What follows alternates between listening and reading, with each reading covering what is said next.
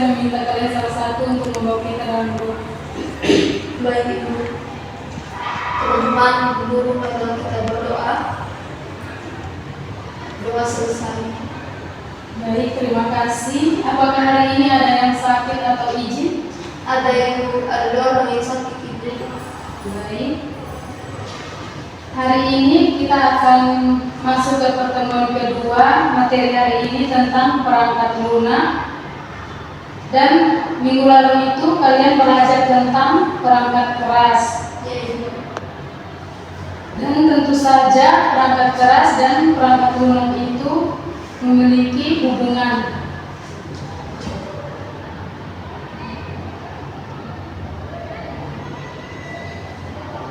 Nah, hubungan perangkat keras dan perangkat lunak sangat erat. Yang pertama, saling melengkapi. Perangkat keras adalah komponen fisik komputer. Perangkat lunak adalah instruksi atau program mengatur cara kerja perangkat keras. Sedangkan perangkat lunak mengendalikan perangkat keras, misalnya sistem operasi yaitu Windows, Linux, dan Android yang memberi perintah pada CPU untuk menjalankan aplikasi. Yang berikut driver yang berfungsi menjembatani perangkat keras tertentu seperti printer dan scanner. Dan berikut contoh nyata hubungan perangkat keras dan perangkat lunak, yaitu contohnya adalah mengetik dokumen. This Microsoft Word dijalankan pada komputer oleh hardware, CPU, dan RAM. Hasilnya ditampilkan oleh monitor dan bisa dicetak lewat printer. Kemudian dalam kehidupan sehari-hari, perangkat lunak khususnya sistem operasi adalah seperti udara bagi kehidupan. Ketiadaan udara membuat manusia, hewan, dan tumbuhan tidak dapat hidup. Demikian juga dengan perangkat komputer. Ketiadaan perangkat lunak membuat komputer hanyalah perangkat keras yang tidak dapat membantu manusia melaksanakan tugas komputasi. Sama seperti udara, perangkat lunak tidaklah tampak dan tidak rusak karena waktu.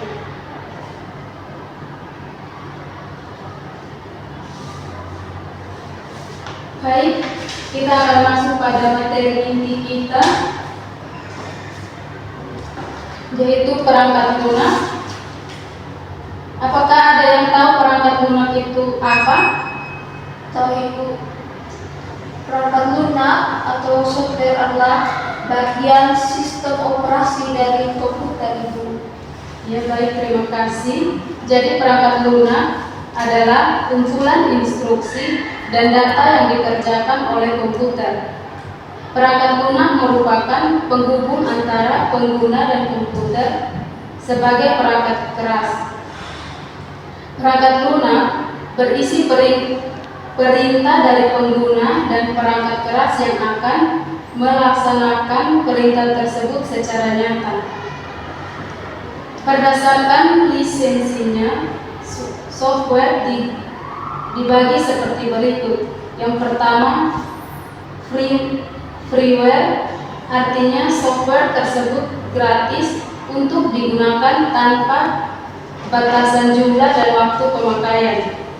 Yang berikut, shareware, artinya software tersebut dapat diunduh dan digunakan pengguna hanya untuk dicoba sementara hingga batasan waktu tertentu. Jika pengguna merasa softwarenya bagus, diharuskan membeli. Yang berikut adalah adware, artinya software tersebut gratis, tetapi ada iklan yang muncul ketika dijalankan. Yang berikut adalah komersial atau proprietary software, Artinya software yang dibuat dengan tujuan untuk dijual dan berbayar kepada pengembang software. Yang berikut kita masuk pada sistem operasi atau operating system. Sistem operasi merupakan perangkat lunak terutama memungkinkan komputer dapat beroperasi. Sistem operasilah yang menjembatani pengguna sehingga dapat berinteraksi dengan komputer. Sistem operasi biasanya diletakkan pada penyimpanan sekunder seperti hard disk, SSD, dan lainnya. Kemudian sistem operasi mempunyai beberapa fungsi terutama antara lain seperti berikut. Yang pertama, manajemen proses, yaitu mencakup penyiapan, penjadwalan, pemantauan proses yang sedang dijalankan komputer. Dan yang berikut, manajemen sumber daya, berkaitan dengan pengendalian pengguna sumber daya komputer yang sedang dipakai oleh perangkat lunak sistem maupun perangkat lunak aplikasi yang sedang dijalankan. Lalu yang berikut adalah manajemen data. Manajemen data berupa pengendalian terhadap data, masukan dan keluaran, termasuk dalam hal pengalokasian dalam piranti, penyimpanan sekunder maupun dalam memori utama.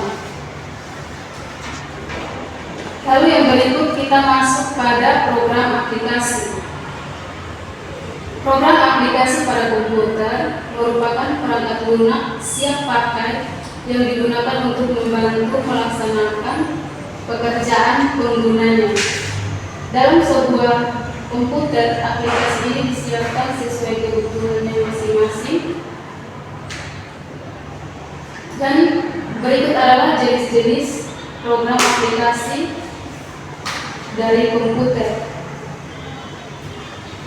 Yang pertama itu pengelola kata, yaitu word processing. Yang kedua, pengelola lembar kerja atau spreadsheet. Yang ketiga, pengelola grafis. Yang keempat, pengelola data. Yang kelima, penerbitan. Dan yang keenam adalah komputer aided design. Kemudian yang berikut ada juga multimedia, bahasa pemrograman, layanan internet, program bantu, mobile application sosial media, dan yang terakhir adalah mobile application commerce apps. Lalu berdasarkan sumber-sumbernya, software terbagi menjadi beberapa jenis, antara lain seperti berikut. Yang pertama, open source software adalah perangkat lunak yang kode sumbernya sudah dibuka ke publik sehingga bisa dimodifikasi dan didistribusikan atau dipublikasikan. Kemudian yang kedua, closed source software atau proprietary software adalah perangkat lunak atau software yang ada secara publik tetapi tanpa diberikan source kodenya. Contohnya yaitu Microsoft Windows, Corel Draw, dan sebagainya. Oke, baik, materi kita untuk perangkat lunak sampai di situ. Apakah dari kalian ada yang ingin bertanya? Baik, dan kegiatan terakhir kita adalah melakukan aktivitas individu. Jadi ibu akan membagikan lembar aktivitas untuk kalian isi.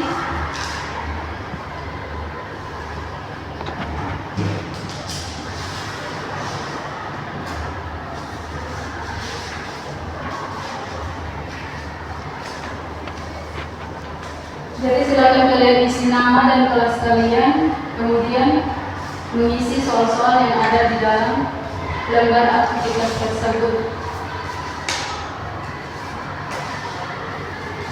Ibu sudah. Oke.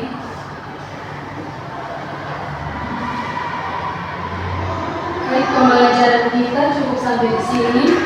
Sebelum kita mengakhiri pelajaran kita, ibu meminta kalian salah satu untuk membawa kita dalam doa untuk mengakhiri pembelajaran kita. Baik. Teman dalam berdoa. Doa selesai. Baik, terima kasih.